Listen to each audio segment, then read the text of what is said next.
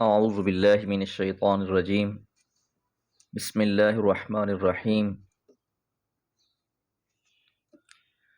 فما آمن لموسى إلا ذرية من قومه على خوف من فرعون وملئه أن يفتنهم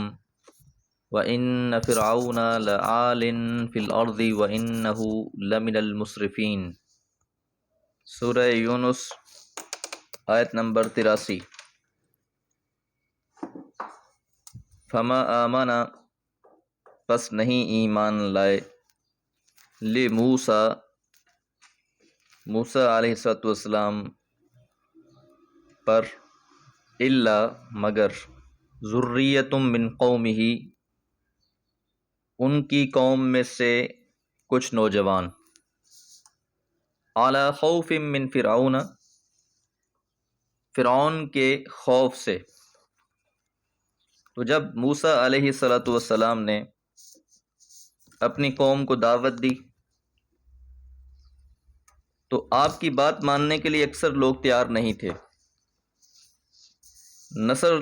در نسل فرعونوں کی غلامی کرنے کی وجہ سے ان لوگوں میں ہمت نہیں تھی، اور جو لوگ سب سے پہلے حضرت موسیٰ علیہ السلام پر ایمان لائے، جنہوں نے آپ کا ساتھ دیا، وہ نوجوان تھے، اور باقی لوگوں کے ایمان نہ لانے کی وجہ بھی ساتھ بیان کر دی گئی کہ انہیں فرعون کا ڈر تھا کہ فرعون انہیں اذیتوں اور تکلیفوں میں مبتلا کر دے گا۔ حضرات انبیاء علیہ السلام کے معاملے میں سنت الہی یہی رہی ہے کہ شروع میں ان کا ساتھ بالعموم نوجوانوں نے ہی دیا۔ اسلام کی ابتدائی تاریخ بھی اسی حقیقت کی شہادت دیتی ہے، اور دوسرے انبیاء علیہ السلام کی تاریخ بھی اگر تفصیل سے معلوم ہو سکے تو اس سے بھی یہی بات ثابت ہوتی ہے۔ اور اس کی واضح نفسیاتی وجہ یہ ہے کہ جب بھی انبیاء علیہم السلام دعوت کو لے کر اٹھتے ہیں تو ابتدائی مراحل میں آگے بڑھ کر قبول کرنا بڑی حوصلگی اور بڑے جان جوکھاؤ کا کام ہوتا ہے۔ اس کی ہمت وہ لوگ آسانی سے نہیں کر سکتے جو روایات اور رسوم سے مرعوب اور حالات اور مصالح کی رعایت سے خوگر ہوں۔ ایسے لوگوں کا حجاب آہستہ آہستہ ٹوٹتا ہے،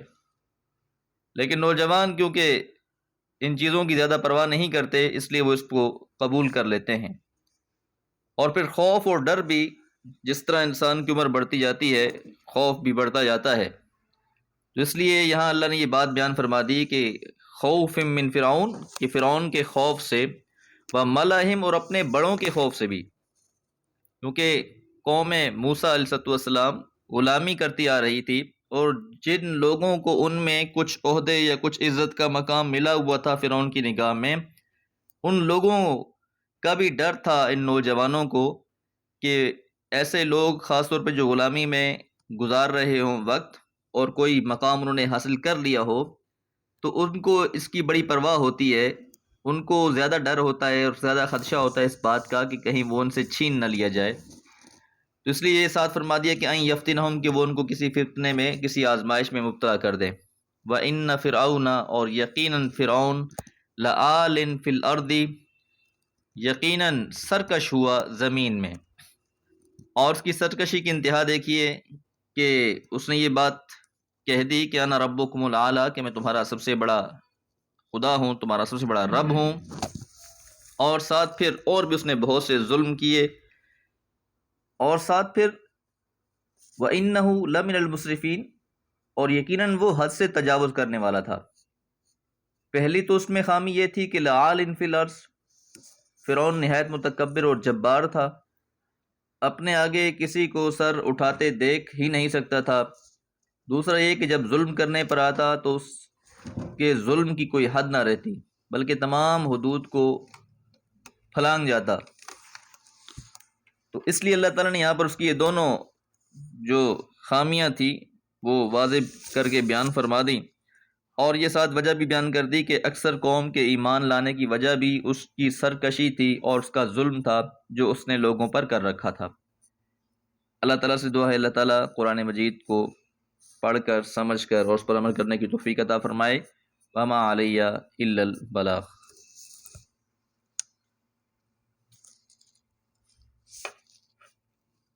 اعوذ باللہ من الشیطان الرجیم بسم اللہ الرحمن الرحیم وقال موسى يا قوم إن كنتم آمنتم بالله فعليه توكلوا إن كنتم مسلمين فقالوا على الله توكلنا ربنا لا تجعلنا فتنة للقوم الظالمين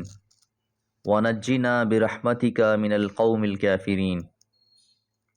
سورہ یونس آیات 84 سے 86۔ وقال اور کہا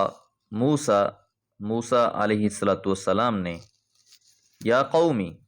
اے میری قوم، ان کنتم آمنتم اگر تم ایمان لائے ہو، باللہ اللہ پر۔ یاد رہے کہ آیت نمبر 83 میں انداز جو تھا وہ یہ تھا کہ فما آمن لموسیٰ، اور یہاں پر ہے آمنتم باللہ، تو یہ آمن لہو اور آمن بہی کا فرق ہے۔ آمن لہو میں کسی کو تسلیم کر لینا، اس کو مان لینا، سچا مان لینا، اتنا ہی کافی ہوتا ہے۔ لیکن آمن بہی میں اس کا تقاضا یہ ہوتا ہے کہ پھر مکمل طور پر اپنے آپ کو اس کے سپرد کر دیا جائے، مکمل طور پر اس کی عبادت اور جو اس کے تقاضے ہیں اس کو پورا کیا جائے۔ اس لیے آیت نمبر 83 میں جو ان کی ایمان کی کیفیت تھی وہ یہ تھی کہ وہ اس بات کو تسلیم تو کر لیا تھا انہوں نے کہ موسیٰ علیہ السلام اللہ کے سچے پیغمبر ہیں۔ اب ان سے یہاں یہ تقاضا کیا جا رہا ہے کہ وہ ایمان ایسا لائیں جس میں کسی بھی قسم کی قربانی سے دریغ نہ کیا جائے، مکمل طور پر اللہ کی بندگی اور رسول کی اطاعت و فرما برداری کی جائے۔ اور ساتھ فرمایا تم اگر اللہ پر ایمان لے آئے ہو فعلیہ توکلوا، تو پھر اسی پر توکل اور بھروسہ کرو۔ تو جب انسان کا ایمان پختہ ہو جاتا ہے تو اللہ کی ذات پر توکل بھی بڑھتا جاتا ہوتا ہے۔ وَمَن يَتَوَكَّلْ عَلَى اللَّهِ فَهُوَ حَسْبُهُ،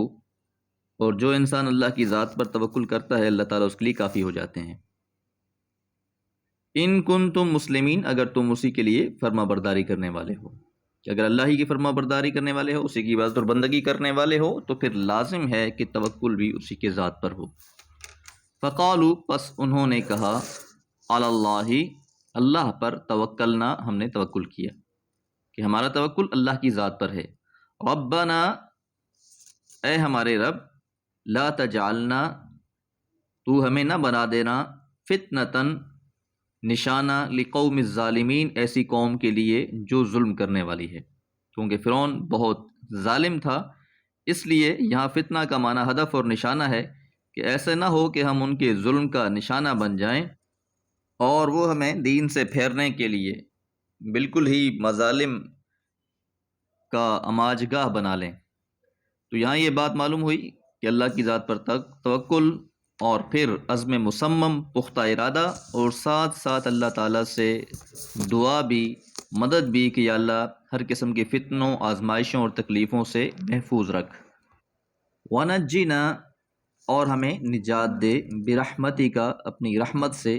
من القوم الکافرین، کافر قوم سے۔ تو یہ بات ابتدائی مرحلے سے ہی واضح ہو چکی تھی کہ حضرت موسیٰ علیہ السلام بنی اسرائیل کو فرعونیوں کی غلامی سے چھڑانا چاہتے ہیں، اس وجہ سے اس مقصد عزیز کے لیے انہوں نے یہ دعا کی۔ تو گویا یہ دعا ہجرت کی کامیابی کے لیے دعا تھی کہ اللہ ہمیں فرعون کے عذاب اور اس کی تکلیفوں اور مصیبتوں سے نجات دلا۔ اللہ تعالیٰ سے دعا ہے اللہ تعالیٰ پختہ ایمان نصیب فرمائے، اپنی ذات پر توکل کرنے والا بنائے اور ہر قسم کی آزمائشوں اور مصیبتوں سے محفوظ رکھے۔ وما علیہ الا البلاغ۔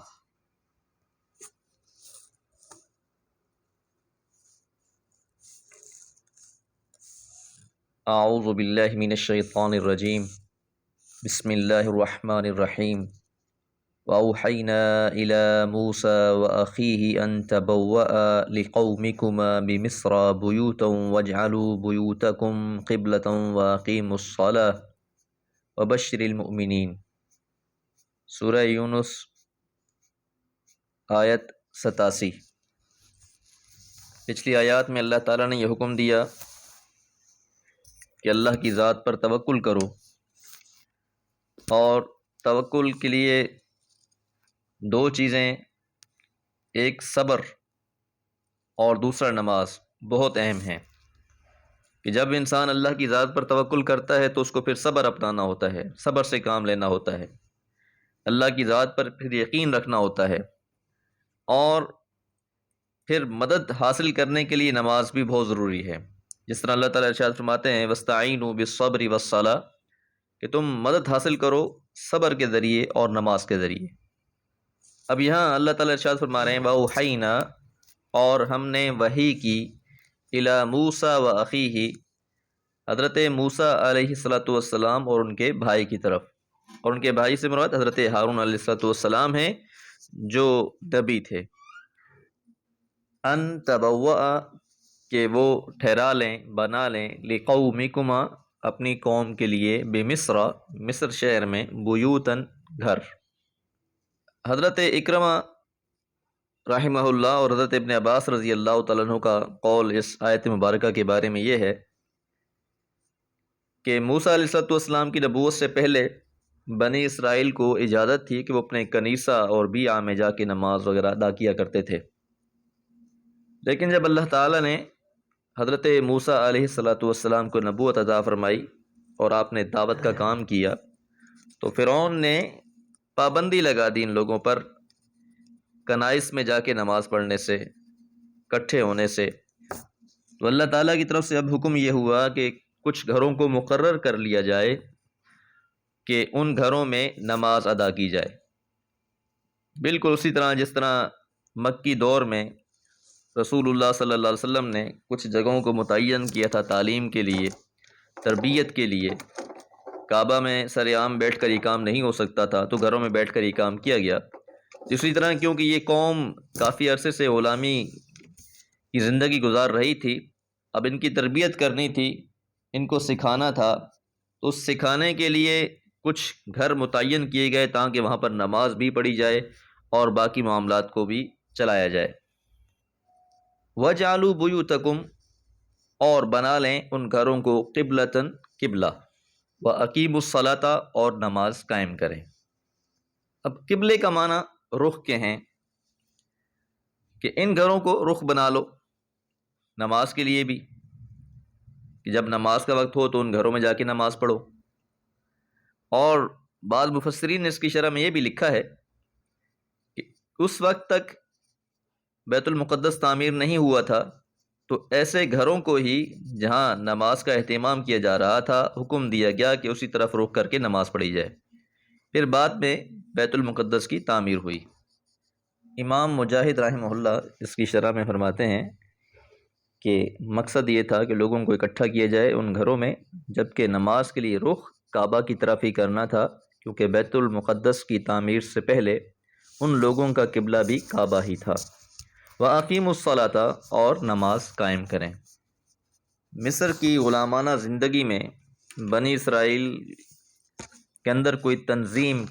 کوئی اجتماعیت کی صورت باقی نہ رہی تھی، اور نماز اجتماعیت کا بہترین ذریعہ ہے کہ لوگ ایک جگہ پر اکٹھے ہوتے ہیں، باجماعت نماز پڑھتے ہیں، اللہ سے دعا کرتے ہیں، آپس میں میل جول بڑھتا ہے، تو ایک طریقہ کار ہے آپس میں منظم ہونے کا۔ مسلمانوں کو منظم کرنے کے لیے نماز ہے، لہٰذا جو لوگ مسجدوں سے جڑے رہتے ہیں ان کا دین بچا رہتا ہے، اور جو لوگ مسجدوں سے دور ہو جاتے ہیں، مسجدوں میں آنا جانا چھوڑ دیتے ہیں، پھر حقیقت میں ان کے لیے اپنا دین بچانا بھی مشکل ہو جاتا ہے۔ وبشر المؤمنین، اور خوشخبری دے دیں مومنوں کو بھی۔ اب اس ایک جملے سے سارا کلام کا موضوع تبدیل ہو گیا کہ پچھلی آیت میں ساری گفتگو حضرت موسیٰ علیہ السلام اور ان کی قوم کے بارے میں چل رہی تھی، لیکن اب یہاں خطاب رسول اللہ صلی اللہ علیہ وسلم سے ہے کہ آپ بشارت دے دیں اہل ایمان کو، کیونکہ مکہ میں بھی حالات اسی طرح کے تھے کہ مسلمانوں کے لیے تکلیفیں تھیں، مشکلات تھیں، تو اہل ایمان کو بشارت دیں کہ جو لوگ اللہ کی راہ میں ثابت قدم رہیں گے، نماز کا اہتمام رکھیں گے، اللہ ان کو تمام آزمائشوں میں ثابت قدم رکھے گا اور ان کو دنیا اور آخرت دونوں میں فوز و فلاح عطا فرمائے گا۔ اس بشارت کا ذکر مختلف جگہوں پر اللہ تعالیٰ نے اہل ایمان کو دیا ہے، تو کیونکہ اس قرآن مجید کا مقصد یہ تھا کہ اہل مکہ کو، مسلمانوں کو، اور خاص طور پر جو آپ صلی اللہ علیہ وسلم کے زمانے کے لوگ تھے انہیں اور بعد والوں کو سمجھانا مقصود تھا، تو اس لیے بتایا گیا کہ پچھلی قوموں کے ساتھ بھی حالات اسی طرح کے رہے، ان پر بھی تکلیفیں اور مصیبتیں اور مشکلات آئیں، پھر کس طریقے سے انہوں نے ان مشکلات سے نکلنے کی راہیں اپنائیں، اور یہی پھر راہیں مسلمان ہمیشہ اپنا کر ان مشکلات سے اپنے آپ کو دور رکھ سکتے ہیں، نکل سکتے ہیں اور اپنا بچاؤ کر سکتے ہیں۔ اللہ تعالیٰ سے دعا ہے اللہ تعالیٰ ہر قسم کی مصیبتوں اور تکلیفوں سے دور رکھے، اور اللہ تعالیٰ نماز کا اہتمام کرنے والا اور آپس میں الفت اور محبت نصیب فرمائے۔ وما علیہ الا البلاغ۔